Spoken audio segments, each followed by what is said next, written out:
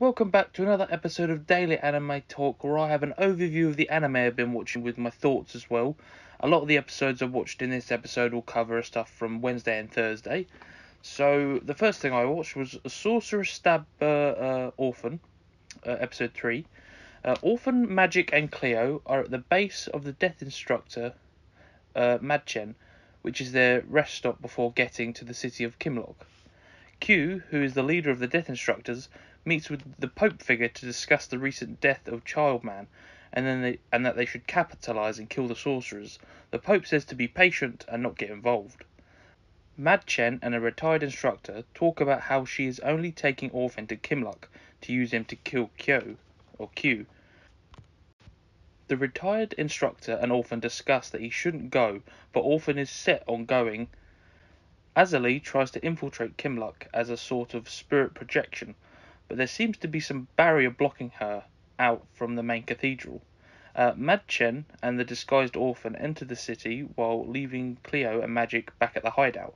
The townspeople demand Madchen finally take them into the main holy city, and when denied, they take out their frustrations on the disguised Orphen. After hearing the commotion, Cleo and Magic pop out of one of the transport crates that they were hiding in, and Cleo starts to use Lecky, the small wolf, to clear the area. Orphen uses sorcery to stop it, but causes an explosion, alerting Q. Sorcerer Stabber Orphen is a pretty good series. I've enjoyed the first season, and then the continuing story from that is enjoyable. I like the characters in the main group trio, and the new character, Madchen. She looks quite interesting because she's almost an enemy to Orphen, but they've kind of got a team up for the greater good almost. And then them trying to infiltrate this city, especially with the end of this episode with Q being alerted to their presence. There could be a big battle on the horizon, but we'll have to wait and see. Because I imagine Kimluck, who hates sorcerers pretty much, is probably going to have an issue with them trying to get in. Okay, so the next thing I watched was a Beastars episode 5. Juno has tracked down Louis and wants to find out why he's doing what he's doing with the Lion Gang, and tells him he is making a big mistake. The Lions are still having internal arguments about Louis and how they should use him or eat him. To everyone's surprise, Legoshi turns back up at school, but now he has had all of his hair cut and he is completely white all over.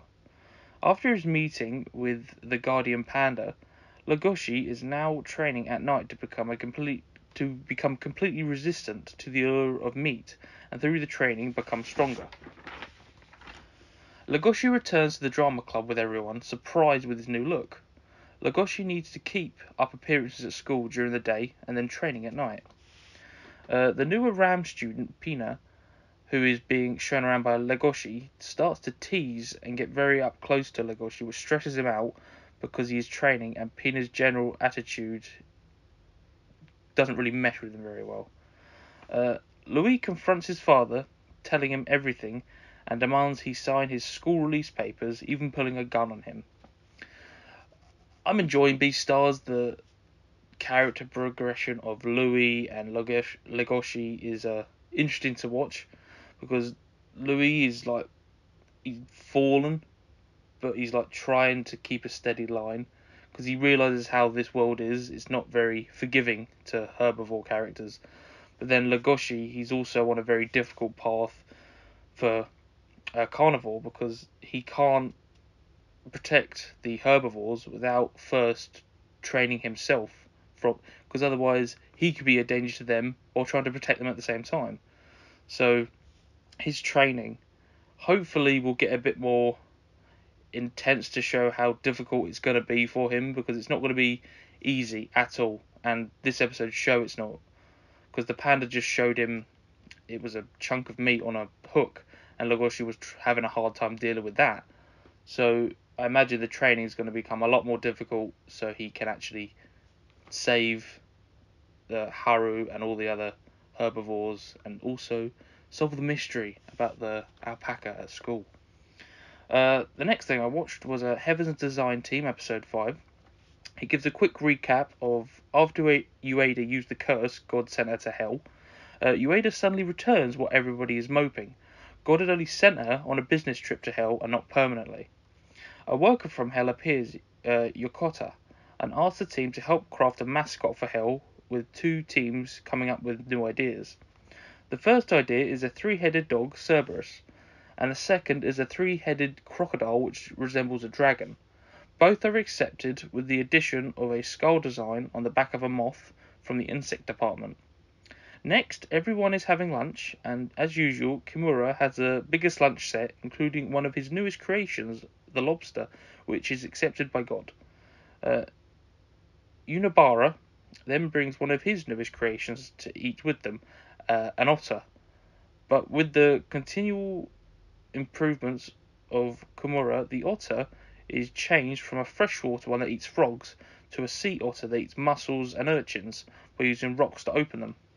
Unibara and Shimoda just cannot get over how cute the sea otter is, like hugging to keep warm and using kelp as a blanket. God accepts this new improved sea otter's design. Heaven's design team is just fun. It's just happy. It's just watching these angels create these new animals, and like watching the process of them coming up with them, like Cerberus for Hell, and then the Sea Otter. How it started off with a very simple design, and then it developed as each of the angels like added their bit of information to come up with the overall design for it. Pretty much the whole 5 episodes I've enjoyed. It's pretty much the same formula every episode. Like one angel comes up with this design, then another one adds that, and then oh no, this has gone wrong. But then they've got to add that as well. And in the end, they come up with really good designs, and then they link back to the real world, which is fun. It should be good to see what else they come up with, because in the opening, there's tons of different animals. So I imagine tons of other things will appear or pop up through the rest of the season. Okay, so the next episode I watched was Hortensia Saga, episode 5. Alfred, Marius, and everyone has travelled to meet a possible ally, Adelheid Olivier, who is an adopted daughter of Leon Oliver, who died trying to defend the king. Alfred discusses with Adelheid about the possible alliance, but there have been rumours of spies and nefarious characters trying to enter the city, so at this time she cannot pledge to anything. As Marius and Maurice are walking through the city, they witness the Order of the Church dragging women out of every building for a witch hunt. Alfred and Adelheid also witness this, and Adelheid confronts the Order about it, where they accuse her of treason to rebel against the kingdom. To stop them from hurting all the women they captured, Adelheid gives herself over, but almost instantly the forces of Camellia start to invade. The Church Order allows Adelheid to fight with her forces, and after a short fight, the Camellia forces retreat, with the commanding archer Roy saying it was for Adelaide's safety. Seeing Adelaide's loyalty towards the kingdom, they release her for now, and after Alfred and Adelaide discuss about who the true enemy is, who they should be fighting. Hortensia Saga was fun. I'm enjoying getting to know the characters of Alfred and how he's growing into his role that his father left him, and then also the archer Roy, and learning about the kingdom that betrayed the king and ended up killing him. We're kind of getting a bit more depth into their characters, because before, in the first few episodes, we just thought them as the generic bad guys. But now with what Roy's done in this episode, he's like trying to help out, even though he's technically the enemy, he's still trying to have their back against the other forces and like the church. So we're getting a bit more depth into these enemy characters in quotations. But I'll be interested to see how they change, because I feel like Alfred's started to think a bit more about who the real enemy is. Is it the kingdom? Is it the church? Is it the supposed traitors that ended up killing his father in the end? But I guess we're gonna have to keep watching, because I imagine the next episode will probably get a bit more depth about the enemy characters. And so far they've shown a few flashbacks of Alfred's father and the king and stuff. But I imagine over the next few episodes we'll get a bit more in depth about their relationship and how they really thought about each other. Okay, and then the next thing I watched was Cells at Work Code Black episode 7. The blonde red blood cell delivers oxygen, but the container has an issue and explodes, causing ROS, which ages and damages cells. All the rookie red blood cells go to an award ceremony where the main character red blood cell gets the top award for the most deliveries. Both red blood cells go for another visit to the scalp where the hair loss occurred before, and see that the hair has not grown back, and the hair matrix cells are just sitting around doing nothing. Their next delivery is to the, I'll try and say this word properly, sebaceous gland just above the hair, and meet the sebaceous gland cell. He tells the red blood cells it's his last day, and after they leave, he and the gland explode, releasing sweat, but this also causes ROS, which damages a load of red blood cells and causes the body odor related to aging. After feeling inadequate and lesser than the main character red blood cell, the blonde red blood cell joins others in the small intestine and experiences caffeine for the first time and becomes overly energetic. After constant use of the caffeine, this causes a nosebleed with both red blood cells in danger. After a passionate speech and pep talk from the main character red blood cell, blonde red blood cell gets his act together and pushes past his limits and jumps to safety with main character. Sometime later, the other red blood cells invite the blonde red blood cell for another round of caffeine, but he declines and instead goes and joins the main character to continue delivering oxygen. I'm enjoying Cells at Work Code Black. It's cool to see how this body in Code Black is just deteriorating every episode, and how it's getting worse and worse, and how, like, for the hair matrix cells, like what happened in previous episodes is still affecting them in these episodes, because a lot of the time, like when something happens in one episode, it kind of gets retconned and it's just back to normal. But in this, they still seeing the effects of all the bad stuff that's happened in this body, and it's carrying over to, like, almost like scar wounds, and like all the battles, and like the white blood cells, they've been like beaten up and bruised since the last couple of attacks, and I imagine over the next few episodes we're going to see how it's going to worsen and worsen for red blood cells, white blood cells, and just the body in general, because this body has been through a rough time, and I can only imagine, by the way it's gone so far, it's only going to get worse. So we'll see how that goes in the next few. And then the next one was the regular Cells at Work, Season 2, Episode 5. The ordinary cell and the white blood cell lose the lactic acid bacterium, and just after that they run into the NK cell.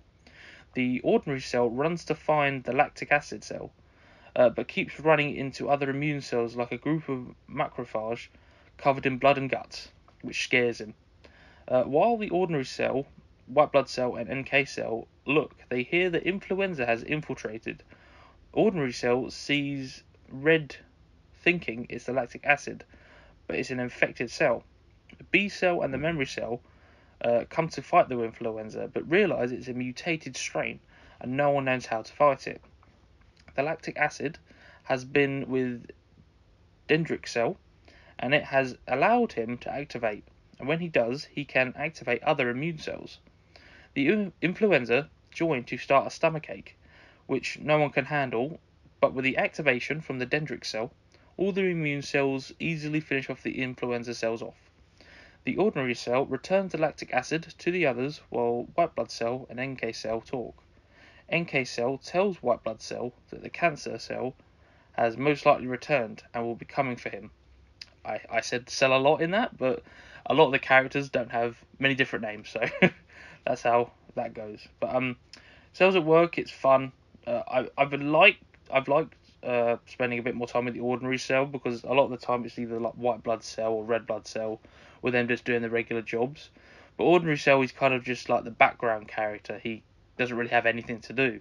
So when they give like the background characters stuff to do, it makes it a bit more interesting, because they can jump into the story and add a bit more depth to some of the characters. Because these little lactic acid bacterium have been fun to see, because originally, like white blood cell, a lot of the audience, I imagine, would have thought, oh, they're just more germs to deal with. But as we've seen each one get put into their right area, we've learned how helpful they can be. And like in this example, they helped out with the influenza.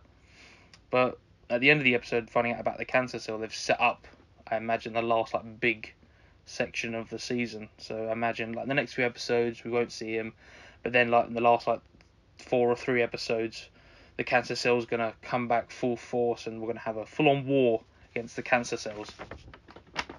Okay, and then the last thing I watched was a Laid Back Camp Season 2 Episode 5. This episode starts with Chucky messaging Enna to go on another group camping trip. The ones going this time are Chucky, Enna, and Al. Nadeshiko and Rin couldn't go because they are both working. Chucky says that she has everything planned out, including 2 shop stops and a hot spring. After booking their bus tickets, their first stop is a camping shop where they are still deciding what they want. Al is debating on either a high chair or a low one. Chucky wants a hammock, but one that isn't too heavy or expensive. Enna decides not to buy anything since she just brought a tent for her dog. A shop assistant helps them both decide on something, which seems to excite them both since they both get something, but we don't see at the time. Next is the hot spring, which is just an enjoyable soak in the warm hot spring out in the very cold air. And then the final stop is at the supermarket, where they discuss the recipes and how great Nadeshiko's cooking is, and eventually who's going to marry her and have her cook for them every day. They soon make it to the campsite, which is right on the edge of a lake, with a great view of the water and Mount Fuji. They want to camp on the cape to make it look like they're camping in the middle of the lake, but the receptionist shoots them down saying it's too dangerous. This is another very laid back, as the title says, very laid back episode. Just watching them enjoy their trip, just go to the supermarket and then buying supplies and just enjoying the overall scenery.